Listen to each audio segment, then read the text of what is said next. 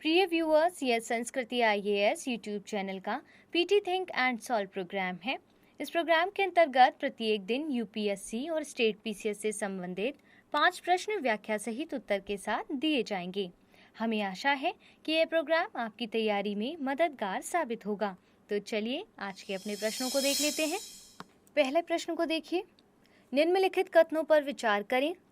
पूर्वी dedicated freight corridor Punjab, Haryana, Uttar Pradesh, Bihar, Jharkhand तथा पश्चिम बंगाल राज्यों से होकर गुजरेगा। इसका निर्माण भारतीय राष्ट्रीय राजमार्ग प्राधिकरण द्वारा किया जा रहा है। उपरोक्त में से कौन से कथन सही है?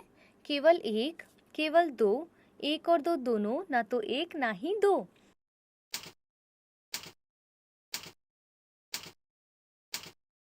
सही उत्तर क्या होगा? Option A. व्याख्या को देख लेते हैं। भारतीय सेना ने डेडिकेटेड फ्रेट कॉरिडोर पर वाहनों तथा उपकरणों से लदी सैन्य ट्रेनों का सफलतापूर्वक परीक्षण किया है।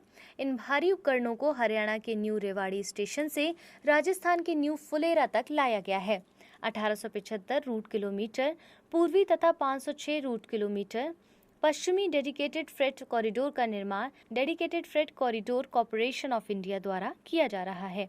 पूर्वी डेडिकेटेड फ्रेट कॉरिडोर पंजाब के लुधियाना से प्रारंभ होकर पंजाब, हरियाणा, उत्तर प्रदेश, बिहार तथा झारखंड राज्यों से होते हुए पश्चिम बंगाल के दानकुनी में समाप्त होगा। उत्तर प्रदेश के दादरी को मुंबई में जवाहरलाल नेहरू पोर्ट से जोड़ने वाला पश्चिमी गलियारा उत्तर प्रदेश, हरियाणा, राजस्थान, गुजरात तथा महाराष्ट्र राज्यों से होकर गुजरेगा। प्रधानमंत्री द्वारा डेडिकेटेड फ्रेट कॉरिडोर के 2 अनुभागों पूर्वी समर्पित फ्रेट कॉरिडोर भाऊपुर से खुर्जा तथा पश्चिमी समर्पित फ्रेट कॉरिडोर रेवाड़ी से मदार को राष्ट्र को समर्पित किया गया है।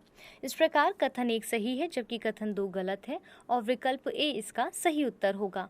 बढ़ते हैं आज के अपने दूसरे प्रश्न की ओर। आदि प्रशिक्षण पोर्टल के संदर्भ में निम्नलिखित कथनों पर विचार करें। इसे शिक्षा मंत्रालय द्वारा विकसित किया गया है। यह देश के सभी बच्चों को ऑनलाइन प्रशिक्षण उपलब्ध कराने के लिए प्रशिक्षण प्रक्रियाओं को बेहतर बनाने में मदद करेगा। उपरोक्त में से कौन से कथन सही है? केवल एक, केवल दो, एक और दो दोनों, ना तो एक ना ही दो।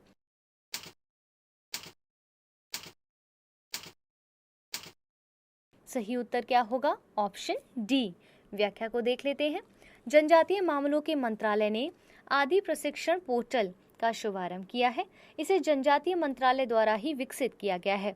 यह जनजातीय अनुसंधान संस्थानों, मंत्रालय के विभिन्न प्रभागों, जनजातीय छात्रों की शिक्षा के लिए राष्ट्रीय सोसाइटी, जनजातीय मामलों के मंत्रालय तथा राष्ट्रीय जनजातीय अनुसंधान संस्थान द्वारा वित्त पोषित उत्कृष्टता केंद्र द्वारा संचालित सभी प्रशिक्षण कार्यक्रमों के केंद्रीय भंडार के रूप में कार्य करेगा।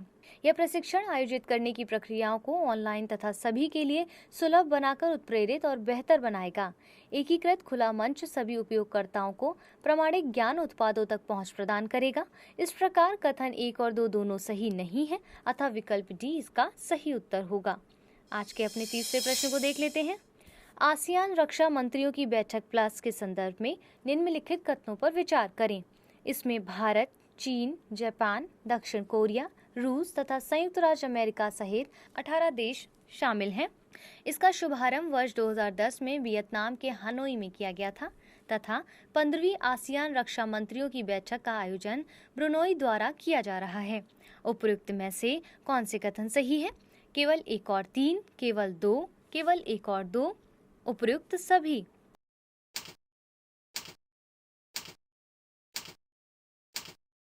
सही उत्तर होगा ऑप्शन डी। आसियान रक्षा मंत्रियों की बैठक प्लस एक मंच है जिसमें भारत, चीन, ऑस्ट्रेलिया, जापान, न्यूजीलैंड, दक्षिण कोरिया, रूस तथा संयुक्त राज्य अमेरिका सहित 10 आसियान सदस्य देश एवं 8 संवाद भागीदार देश शामिल हैं। ब्रुनोई द्वारा 15वीं आसियान रक्षा मंत्रियों की बैठक आयोजित की जा रही है क्योंकि यह इस वर्ष आसियान समूह का अध्यक्ष है। इस मंच का उद्देश्य क्षेत्र में शांति, स्थिरता और विकास के लिए सुरक्षा व रक्षा सहयोग को मजबूत करना है। AGMM प्लस का शुभारंभ वर्ष 2010 में वियतनाम के हनोई में किया गया था।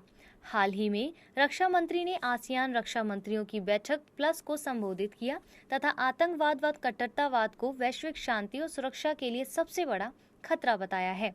इस प्रकार उपयुक्त सभी कथन सही है और विकल्प डी इसका सही उत्तर है। आज के अपने चौथे प्रश्न को देख लेते हैं। निम्नलिखित कथनों पर विचार करें। आंध्र प्रदेश भारत में केले का सबसे बड़ा उत्पादक राज्य है तथा भारत से केले का अधिकांश निर्यात संयुक्त अरब अमीरात, बहरीन, मिस्र, सऊदी अरब, कतर व ईरान देशों को किया जाता है। महाराष्ट्र के फाइबर व खनिज समृद्ध जलगांव केले को वर्ष 2016 में जीआई प्रमाणन प्राप्त हुआ था। उपयुक्त में से कौन से कथन सही है? केवल 1 और 2, केवल 2, केवल 2 और 3, उपयुक्त सभी।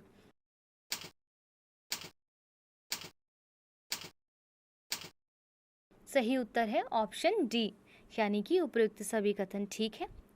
इसकी थोड़ी व्याख्या देख लेते हैं। महाराष्ट्र के जलगांव जिले के तंदलवाड़ी गांव से फाइबर व खनिज समृद्ध जलगांव केले की एक खेप दुबई को निर्यात की गई है।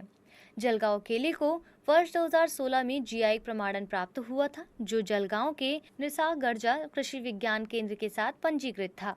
कुल वैश्विक उत्पादन में लगभग 25% की हिस्सेदारी के साथ भारत विश्व में केले का प्रमुख उत्पादक है। केला व्यापक रूप से भारत में उष्णकटिबंधीय, उपोष्णकटिबंधीय तथा तटीय क्षेत्र में उगाया जाता है।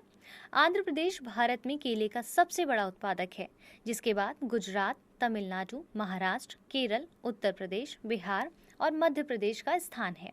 ये सभी राज्य देश में केला उत्पादन में 70% से अधिक का योगदान करते हैं। वैश्विक मानकों के अनुरूप कृषि पद्धतियों को अपनाए जाने के कारण भारत के केला निर्यात में तेजी से वृद्धि हुई है। भारत से केले का अधिकांश निर्यात संयुक्त अरब अमीरात, बहरीन, मिस्र, सऊदी अरब, कतर व ईरान जैसे पश्चिम एशियाई और उत्तरी अफ्रीकी देशों को होता है। इस प्रकार उपयुक्त सभी कथन ठीक थे और इसीलिए विकल्प डी इसका सही उत्तर था। अंतिम प्रश्न को देख लेते हैं। दामिनी ऐप निम्नलिखित में से किससे संबंधित है? महिलाओं के शोषण के विरुद्ध सुरक्षा से संबंधित, बिजली गिरने की घटनाओं से संबंधित, बाल उत्पीड़न के विरुद्ध सुरक्षा से संबंधित तथा ए और सी दोनों।